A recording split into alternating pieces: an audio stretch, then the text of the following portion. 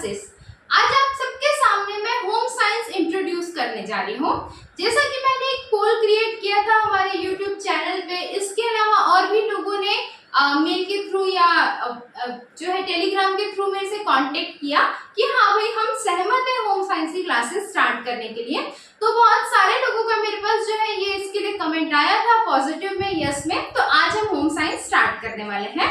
अच्छा, home science की हमको इतनी रिक्वायरमेंट क्यों है, तो मैं एक बार फिर से ब्रीफ करती हूँ आप सबके सामने। मैंने पहले भी आप लोगों को फर्स्ट जो क्लास हुई थी हमारी लैब टेक्नीशियन के लिए जो इंट्रोडक्टरी क्लास थी उसमें बताया था। तो ये जो होम साइंस है ना हमारा, ये कौन से पार्ट में आता है, तो जो 3 पार्ट में डिवाइडेड है हमारे लैब टेक्नीशियन का सिलेबस। पार्ट ए जिसमें साइंस सब्जेक्ट है, पार्ट बी है जिसमें छत्तीसगढ़ है, करंट अफेयर्स है, और इसके अलावा जो पार्ट सी है आपका जिसमें कंप्यूटर नॉलेज है। तो पार्ट ए में जो हमारा पार्ट ए है उसमें 10 मार्क्स का जो वेटेज है वो किसका है, होम साइंस का है। ओवरऑल जो हमारा पेपर आने वाला है वो कितने नंबर का आएगा, 100 नंबर का आएगा। इट मींस क्लियरली 10% का वेटेज रखता है होम साइंस, ठीक है, 10% का। होम साइंस की क्लासेस यूट्यूब पे या ऑफलाइन जनरली हमको नहीं मिलती है, अवेलेबल नहीं है। इसका सिलेबस बहुत अलग है और मिलता जुलता है, बट जैसे टेक्सटाइल्स वगैरह जो इसके पार्ट है वो काफी अलग हो जाते हैं। तो इन सारी चीजों से कैसे क्वेश्चंस आ सकते हैं, एक बेसिक से लेके मॉडरेट लेवल तक के हम जाएंगे। बहुत हाई मैं नहीं बोल सकती, मेरा फील्ड इससे काफी कुछ मिलता जुलता है जो साइंस वाला है, या बाकी सारी चीजों की मैंने स्टडी की और मेरे को लगा कि मैं बेटर वे में होम साइंस डील कर सकती हूँ, इसीलिए मैं आपके सामने लेके आ रही हूँ। बाकी इस जो सीरीज है होम साइंस की, उसको कंटिन्यू करना आप लोगों के रिस्पॉन्स पे डिपेंड करता है। आप लोगों का रिस्पॉन्स अच्छा रहा, पॉजिटिव रहा, तो बिल्कुल इसकी क्लासेस जो है वो कंटिन्यू की जाएंगी। तो हाँ भाई, अपना समर्थन बना के रखिए, सपोर्ट बना के रखिए।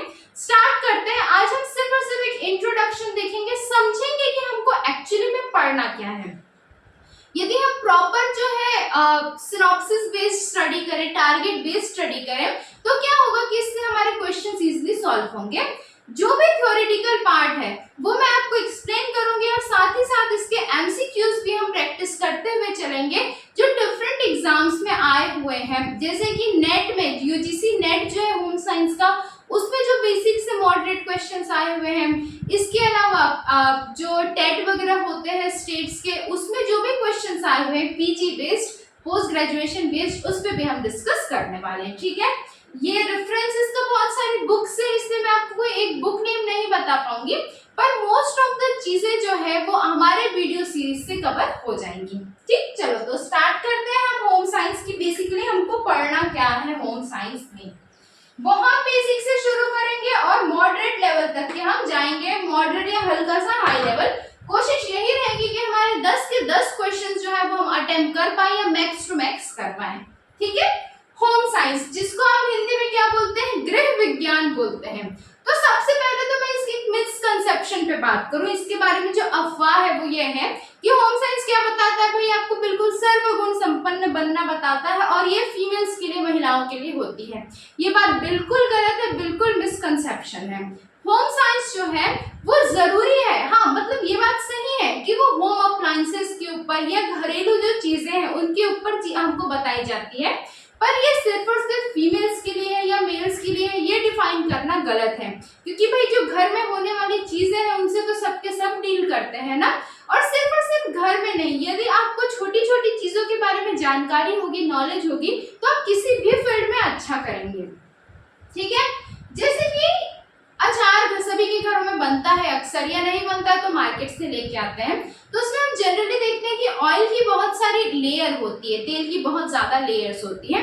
तो ये बात हमारी दादी नानियों को भी पता थी कि भाई बिल्कुल तेल बहुत सारा डालेंगे तो अचार खराब नहीं होगा, लेकिन इसका क्यों हमको तेल डालना है, पानी डाल दे तो क्या होगा, ये चीजें जो बता रहा था उसके लिए किसकी स्टडी करनी पड़ी, होम साइंस की स्टडी करनी पड़ी, जो कि साइंस का ही एक पार्ट है और बहुत ज्यादा जरूरी पार्ट है, ठीक है।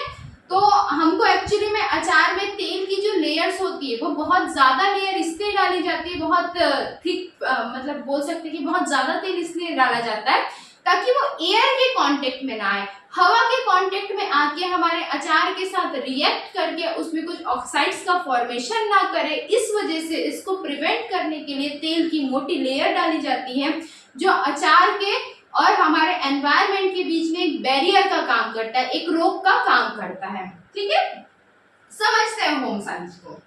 होम साइंस में सबसे पहले हमको समझना है होम। तो होम क्या है भाई? हमारा घर है, प्लेस ऑफ रेसिडेंस है, प्लेस ऑफ रेसिडेंस है जहां हम रहते हैं। और साइंस क्या है? तो सिस्टमेटिक नॉलेज है। एक घर में एक जीवन को चलाने के लिए, किसी ऑफिस को चलाने के लिए, किसी भी जगह पे सरवाइव करने के लिए हमको साइंस के बेसिक नॉलेज की जरूरत पड़ती है। तो बस उसी नॉलेज को, सिस्टमेटिक बेसिक नॉलेज को क्या बोलते हैं? साइंस बोलते हैं। मिसकंसेप्शन के बारे में मैंने आपको बताया कि होम साइंस बहू बनाने का कोई प्रोसेस नहीं है, बिल्कुल, बल्कि ये एक स्टडी है, एक स्टडी है, एक सही तरीके से चीजों को समझने की, टैकल करने की स्टडी है जो कहलाती है आपकी home science. Home science based आज की डेट में बहुत सारे बिजनेस आइडियाज देखने को मिलते हैं, बहुत सारी चीजें हैं जो हम बेसिक नॉलेज के साथ उसको आगे बढ़ा के कर सकते हैं। जो हमारा आयुर्वेदा है, जिसकी आज इतनी ज्यादा जो है जरूरत पड़ रही लोगों को, एलोपैथिक मेडिसिन से आयुर्वेद की तरफ जा रहे हैं, ये भी कहीं ना कहीं होम साइंस का ही एक पार्ट है। जब तक ये रहता था कि भाई आयुर्वेदिक है, घर की चीजें हैं, जड़ी बूटियां हैं, तब तक उसको हम नॉर्मली ले लेते थे। बाहर मार्केट में मिलती है तो महंगी महंगी खरीद के लेके आते हैं। तो ये होम साइंस का ही यूज है। इस होम साइंस को सही प्रकार से, सही तरीके से यूज करना हमको सीखना है, समझना है। ठीक है, अब ये तो जनरल बात हुई। यदि मैं सिलेबस की बात करूं कि हमारे सिलेबस में जो हमको लैब टेक्नीशियन के एग्जाम में दिया गया है, उसमें होम साइंस की कौन कौन सी ब्रांचेस हमको पढ़नी है, तो हमको होम साइंस की जो शाखाएं पढ़नी है, जो ब्रांचेस पढ़ना है, जो फील्ड पढ़ना है, उसमें पहला है food and nutrition. Food and nutrition, खाद्य एवं पोषण, जिसको आप हिंदी में बोलते हैं। ठीक है, खाद्य एवं पोषण। इसमें हमको क्या क्या चीजें देखनी है? इसमें हमको जो है वो सारे न्यूट्रिएंट्स के बारे में पढ़ना है जो हम ऑलरेडी बायोलॉजी में देखते हैं, जैसे कि कार्बोहाइड्रेट, प्रोटीन, फैट। ठीक है, कार्बोहाइड्रेट हो गया आपका, प्रोटीन हो गया, फैट, विटामिन्स, विटामिन्स की कमी से होने वाले जो रोग हैं, डिजीज है, उनके बारे में देखना है। हमको हमारे न्यूट्रिशन में होने वाली सारी चीजें जो हमारे बॉडी के लिए रिक्वायर्ड है, उन सब के बारे में देखना है। इंपॉर्टेंट मिनरल्स के बारे में हमको पढ़ना है कि कितने हमारे बॉडी में, हमारे खाने में होने चाहिए, जो हमारे भोजन को संतुलित बना के रखे, हमारी लाइफ को भी बैलेंस करके रखे। ठीक है, फिर दूसरी जो चीज हमको इम्पोर्टेंट देखनी है वो है रिसोर्स मैनेजमेंट। हमारे पास जो भी संसाधन उपलब्ध है, जो भी रिसोर्सेस हमारे पास अवेलेबल है, उनका प्रॉपर मैनेजमेंट करके उनका सही और मैक्सिमम टू मैक्सिमम यूटिलाइजेशन हम कैसे कर सकते हैं, वो हमको देखना है रिसोर्स मैनेजमेंट में। ठीक है, बिल्कुल सारी चीजों की व्यवस्थाएं हमको करनी है, देखनी है कि किस प्रकार से हम चीजों को अरेंज करके मैक्सिमम आउटपुट ले सकते हैं। यदि हमारे पास रिसोर्सेस है, संसाधन है, लेकिन हमको उसका सही यूज नहीं पता, तो हम क्या करेंगे? उसको सही से कर पाएंगे? नहीं कर पाएंगे, कोई फायदा होगा? नहीं हो पाएगा। तो इसीलिए रिसोर्स मैनेजमेंट भी हमको देखना है। तीसरा जो हमको फील्ड देखना है वो टेक्सटाइल्स एंड क्लोथिंग। ठीक, हमारी जो ड्रेसिंग होती है वो हमारा एक्चुअली में हमारे व्यक्तित्व का, हमारी पर्सनैलिटी का मिरर होता है, आईना होता है, दर्पण होता है। तो हमारी क्लोथिंग कैसी होनी चाहिए? और हमको टेक्सटाइल्स मतलब कॉटन, सिंथेटिक, जो भी आपके बहुत सारे अलग अलग प्रकार के टेक्सटाइल्स होते हैं, कपड़े होते हैं, उनकी क्वालिटी, उनके बनने का प्रोसेस, सीजन वाइज उनका डिवीजन, एरिया वाइज कौन कौन से जगह पे किस किस प्रकार के कपड़े या क्लॉथिंग्स जो है वो प्रिफर की जाती है, ये सारी चीजें हमको देखना है। फैब्रिक्स के टाइप्स हमको देखने हैं इसमें। ठीक है, अलग अलग एरिया में पाए जाने वाले जो फैब्रिक्स हैं उनके जीआई टैग से रिलेटेड चीजें देखनी है, जैसे कि छत्तीसगढ़ में चांपा की सिल्क साड़ी। ठीक है, चांपा की जो कोसा सिल्क की साड़ी होती है, चांपा की क्या होगी? कोसा सिल्क साड़ी। इसको क्या मिला हुआ है? इसको जीआई टैग मिला हुआ है। इसी प्रकार से अलग अलग स्टेट्स में, जो आसपास हमारे जो भी स्टेट स्टेट्स है जैसे ओडिशा वगैरह हो गया, यहाँ पे किन किन कपड़ों को जीआई टैग मिला हुआ है ये सब हमको देखना है। जीआई टैग क्या होता है? जियोग्राफिकल इंडिकेशन टैग होता है, वो एक पर्टिकुलर किसी पर्टिकुलर एरिया को, किसी स्पेसिफिक एरिया में पाए जाने वाली स्पेसिफिक चीज को दी जाती है। वो कुछ भी हो सकता है, खाने पीने की कोई चीज हो सकती है, कोई सजावट की कोई चीज हो सकती है, या तो इस तरीके से पहनावे की कोई चीज हो सकती है। तो टेक्सटाइल वाले पार्ट में एक बहुत इंपॉर्टेंट चीज है, बिल्कुल इससे क्वेश्चन बन सकता है। ठीक है, अब आप लोग सोचोगे कि भाई साइंस वाले सेक्शन में इसका क्या रोल, तो इसका जो रोल है वो किससे कनेक्टेड दे दिया है? होम साइंस से दे दिया है। होम साइंस की कौन सी ब्रांच से? टेक्सटाइल एंड क्लोथिंग से कनेक्ट करके दे दिया गया है। तो इसी तरीके से देखो बहुत बड़ा गेम खेला है व्यापम ने हमारे सिलेबस के साथ। होम साइंस लिख के हमारा जो एरिया है उसको बड़ा कर दिया है, हमारी जो पढ़ाई का, हमारे सोच का जो दायरा है उसको बड़ा कर दिया है। कोई भी क्वेश्चन दे देगा, बोलेगा भाई ये तो होम साइंस का पार्ट है, इसीलिए होम साइंस को बिल्कुल नेग्लेक्ट करते हुए नहीं चलना है, साथ ही साथ पढ़ना है, इक्वली इंपॉर्टेंट है। जितना फोकस आप फिजिक्स के 10 नंबर के लिए कर रहे हैं उतना ही फोकस आपको होम साइंस के 10 नंबर के लिए भी करना है। ठीक है, सारे सब्जेक्ट्स इक्वली इंपॉर्टेंट है, मैं बार बार बोल रही हूँ, उसमें क्लियरली मेंशन है कि 60 नंबर का जो क्वेश्चन आएगा साइंस वाले पार्ट से, उससे हर एक पार्ट से 10 नंबर के आएंगे। जो इसका सिलेबस का है पीडीएफ वो टेलीग्राम ग्रुप पे, कॉम्पिटिटिव क्लासेस का जो टेलीग्राम ग्रुप है उसमें अवेलेबल है, आप लोग ज्वाइन कर लीजिए। बीच बीच में और भी इंफॉर्मेशन दी जाती है, जनरल जल्दी उसमें क्या है, थोड़े से ज्यादा क्वेश्चंस वगैरह भी प्रोवाइड किए जाएंगे। अभी टाइम की थोड़ी शॉर्टेज चल रही है, इस वजह से नहीं हो पा रहा इतना। ठीक है, नेक्स्ट हमको जो देखना है वो क्या है? Human development. ह्यूमन डेवलपमेंट, अब ह्यूमन डेवलपमेंट में हमको क्या देखना है?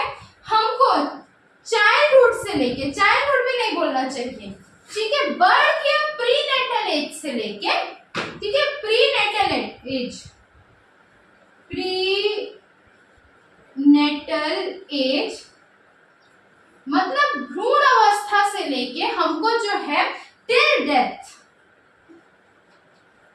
टिल डेथ किसी इंसान के जीवन में किस प्रकार से शारीरिक और मानसिक बदलाव आते हैं, जो भी physical and mental emotional changes होते हैं, हार्मोनल जो चेंजेस होते हैं, जो भी हार्मोन्स एक्ट करते हैं, वो सारी चीजें, उन सारे डेवलपमेंट्स को हमको कहाँ पे देखना है?